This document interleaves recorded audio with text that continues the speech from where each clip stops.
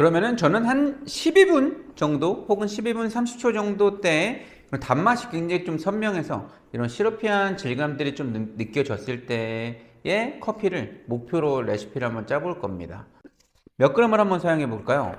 한 20g 정도를 한번 사용해 볼게요. 여러분들 20g 많이 사용하시지 않나요? 이 커핑도 시간이 지날수록 화학적 변성이 일어났잖아요. 이 필터 브루잉도 추출 시간이 너무 길어지면 그만큼 추출은 더 길게 더 많은 양의 성분들을 뽑아내는 쪽으로 가지만 그만큼 긴 시간 동안 추출이 일어나면서 화학적 변성도 같이 일어나거든요. 음, 그래서 이 같은 비율의 물을 사용하더라도 도직량이 늘어들면 그 도직량의 배수만큼 물이 늘어나기 때문에 어, 이 전체적인 물량을 다 추출하려면 시간이 상대적으로 길어질 수밖에 없다는 거죠. 저 같은 경우는 좀 전체적인 물량의 파이를 좀 줄이기 위해서 도직량을 요즘엔 좀 줄이는 편인데 오늘은 과감하게 한 20g을 사용해 보도록 하겠습니다.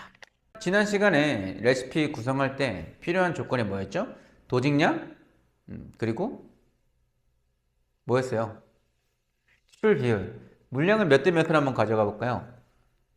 저번 시간에 16.5로 시도를 했다가 약간 17 비율로 바꿨고 그 다음에 물량을 더 늘려보면 어떨까라는 생각이 들었었죠. 근데 그 커피랑 이 커피랑 동일한 커피는 아니기 때문에 근데 배전도로 보면은 약간 좀 비슷한 배전도인 것 같습니다. 그래서 오늘은 한 17, 1대 17 비율로 한번 가볼게요. 20g의 커피로 340g의 물을 사용을 할 거고 온도는 93도로 한번 가보겠습니다. 분쇄도는 지금 코반한테 22클릭, 레드클립스는 44클릭. 바꾸기 귀찮으니까 44클릭으로 그대로 한번 가볼게요. 얘는 이제 카펙이라는 필터거든요. 포스피어 대표 용채미 사용하길래 하나 사봤습니다. 가끔씩 우리가 라이트 로스팅 커피들 추출할 때 내가 푸어링한 물이 약간 좀 이렇게 웅덩이처럼 고여가지고 잘 안 빠지는 현상 보이시잖아요. 그죠? 그게 강배전 커피는 상대적으로 그런 현상이 좀 덜 보이는데 이 라이트 계열 커피를 내릴 때 그런 현상들이 종종 나타나는데 그런 현상들은 입자가 가늘어서 안 빠지는 게 아니에요. 그냥 이 커피가 가지고 있는 이제 미분들과 뭔가 이제 같이 갈려져 나간 실버 스킨들 그리고 다른 성분들이 결국에는 이제 이 종이 필터로 고형물질을 녹여낸 물이 빠져나가야 되는데 이 빠져나가는 조직을 약간 좀 막고 있다라는 거죠. 그래서 결국에는 이제 흡착 때문에 물이 안 빠져나가는 거기 때문에 좀 더 물 빠짐이 빠른 이런 필터를 교체를 해주시거나 아니면은 전반적으로 이제 푸어링의 굵기나 푸어링의 회차 등을 이용해서 추출 시간을 약간 좀 당겨주는 게 좋습니다. 그래서 뒤에서 약간 물이 고여가지고 안 빠지는 이런 커피들 역시 일종의 채널링이라고 생각하시면 돼요. 뒤쪽에서 성분들을 너무 과하게 뽑을 수가 있거든요.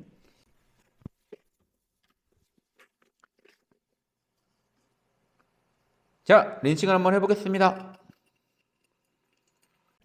여러분 린싱한 물 다시 이제 위에다가 이렇게 부어가지고 한 번 더 린싱 하시는 분들이 있는데 굳이 그럴 필요 없습니다. 어차피 우리가 린싱의 목적은 이 드리퍼를 예열하는 목적도 가지고 있지만 이 종이 필터가 가지고 있는 이런 특유의 종이 펄프 향을 좀 빼주는 역할도 하기 때문에 얘는 그냥 깔끔하게 버려주셔도 돼요. 자, 그라인딩된 원두는 항상 내가 설계한 용량이 맞는지 도직량이 맞는지 체크하시면서 부어주시고요.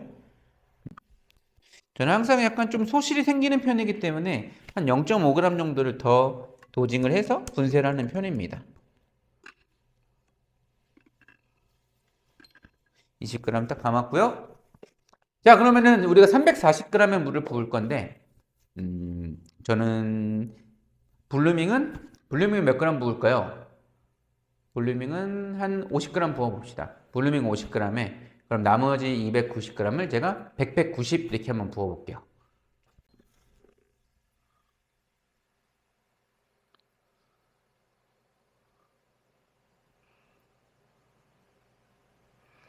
음, 50g의 물을 블루밍하고 30초 동안 블루밍을 진행하겠습니다. 자, 30초에 너무 가늘지도 너무 굵지도 않은 물줄기로 가운데부터 시작해서 사이드까지 나갔다가 다시 안으로 들어와서 중심 위주로 물을 부어주고 150g까지 부었습니다. 100g을 부어준 거죠. 확실히 이제 일반 화료 필터보다 약간 물이 빠지는 속도가 좀 빠른 느낌이 있네요. 컵팩 TH3 필터입니다. 1분에 100g을 더 부어줄게요. 이번에는 좀 더 굵은 물줄기로 250까지 부어주고요.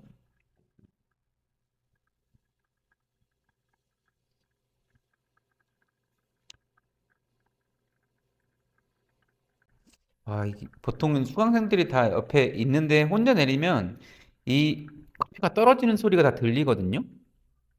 ASMR로 써도 좋을 것 같아요.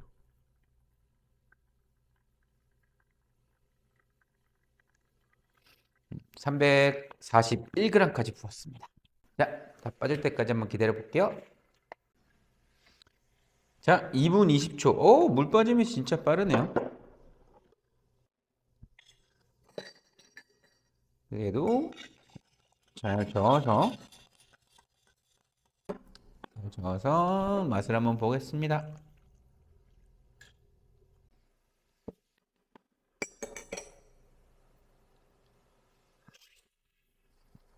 뜨거워요.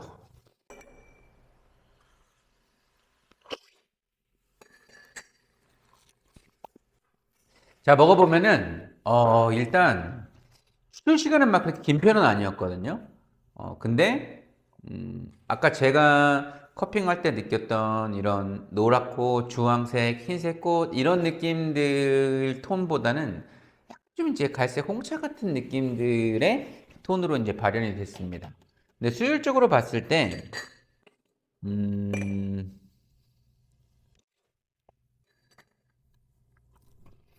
그리고 성분이 이제 좀 과하게 빠져나온 느낌들은 또 아닌 것 같거든요.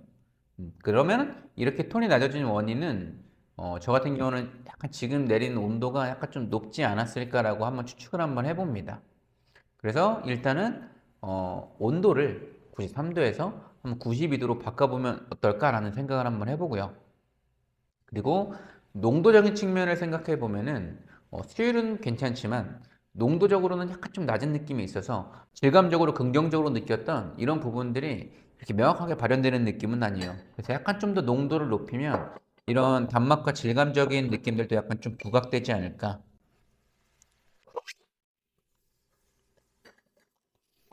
자, 그러면은 제가 이 정도 수율을 유지를 하고 지금 이 커피에서 일단 톤이 약간 좀 어둡기 때문에 온도를 약간 낮춰서 톤을 밝게 목표를 정할 거고요. 그리고 수율적으로는 제가 그렇게 과다하게 성분들이 뽑혀 나오거나 너무 저수율의 커피가 됐다라고 판단을 하지도 않기 때문에 수율적인 부분들은 고정을 시킬 겁니다. 근데 수율은 고정을 시키되 농도를 살짝 높이는 쪽으로 갈 거예요. 그럼 브루잉 컨트롤 차트에서 보면은 지금 제가 뽑은 커피가 여기 있다면은 이번에는 여기서 농도만 살짝 올라가는 이런 느낌이 돼야겠죠, 그죠? 음. 근데 기본적으로 수율이 고정된 상태에서 농도가 올라간다면 추출 비율 라인이 달라지거든요. 그래서 얘보다 지금 내린 커피보다 왼쪽에 있는 라인으로 이동을 하기 때문에 일단 우리가 첫 번째로 적용해야 될 변수는 추출 비율을 약간 줄여야 됩니다. 그래야 추출 비율의 라인을 옮겨 탈 수가 있어요. 근데 물의 비율이 줄어들면 내가 원하는 대로 농도는 높아지지만 수율도 같이 떨어지거든요. 근데 여기에 추가로 온도까지 1도까지 더 낮췄기 때문에 얘 같은 경우에는 수율이 더 떨어져 있을 거란 말이죠. 그러면은 제가 수율은 지금 이 커피랑 거의 동일한 수율을 목표로 했기 때문에 다시 떨어진 수율을 약간 좀 보충해 줄 수 있는 변수를 적용을 해야 돼요. 그래서 제가 최종적으로 적용할 변수는 일단 물량을 한 10g 정도 줄여 볼 거고요. 한 1대 17에서 1대 16.5 정도로 가는 거죠. 그리고 물 온도를 1도 낮출 겁니다. 92도로. 그리고 지금 44클릭으로 분쇄했던 분쇄도를 한 2클릭 정도 줄여서 42클릭으로 한번 분쇄를 해서 추출 한번 해볼게요. 자, 그래서 두 번째 추출 한번 해볼까요? 코만단트의 클릭 수를 얘는 레드 클릭 수니까 두 클릭 정도 줄이면 42클릭이 되겠죠, 그죠? 그리고 일반 코만단트에서는 21클릭 정도가 될 겁니다. 분쇄도가 바뀌었으니까 약간 린싱을 한번 해볼게요. 린싱은 한번 얘로 갈아볼까요? 뭔가 코바한테는 이렇게 리듬을 타야 될 것 같은데.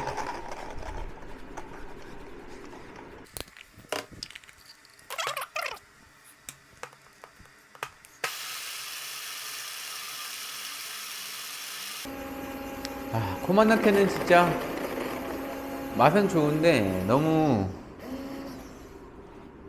오래 걸립니다. 자, 마찬가지로 20g 자, 맞았고 평탄화 작업을 해준 다음에 동일하게 50g으로 블루밍을 해보겠습니다. 온도는 92도예요.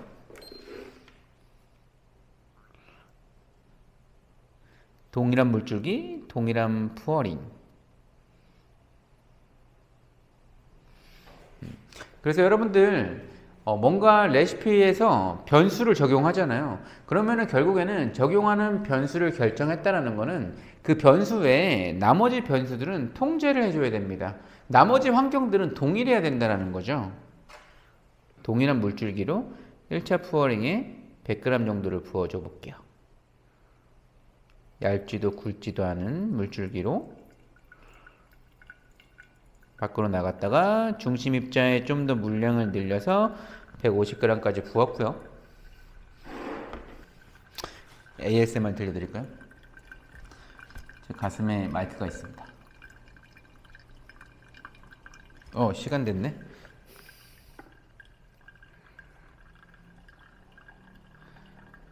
조금 더 굵은 물줄기로 250g까지 붓고 3차 푸어링에서 한 10g을 줄여서 330g까지만 부어볼게요. 자, 푸어링 할 때 10g 정도가 뭐가 차이가 있나? 라고 생각하시는 분들이 있는데 이제 멀티가 안 돼가지고 330까지 부었고요. 자, 에스프레소에서 1g 혹은 브루잉에서 5g, 10g 정도의 차이는 분명히 우리가 관능적으로 먹어봤을 때 이거 약간 차이가 난다라고 느낄 수 있을 만큼의 변화를 가져옵니다. 그래서 우리가 에스프레소 추출이든 브루잉 추출이든 반드시 이제 저울을 사용하셔야 돼요. 추출이 한 2분 15초 정도에 빨리 끝났습니다. 기대가 됩니다.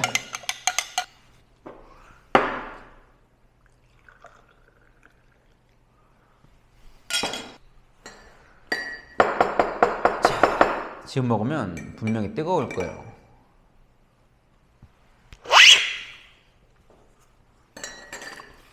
뜨겁습니다. 근데 아직 뜨거운 상태라서 뭔가 선명한 이런 향미 노트들이 느껴지진 않지만 이 질감 자체는 아까보다는 진짜 훨씬 좋아진 느낌이 있어요.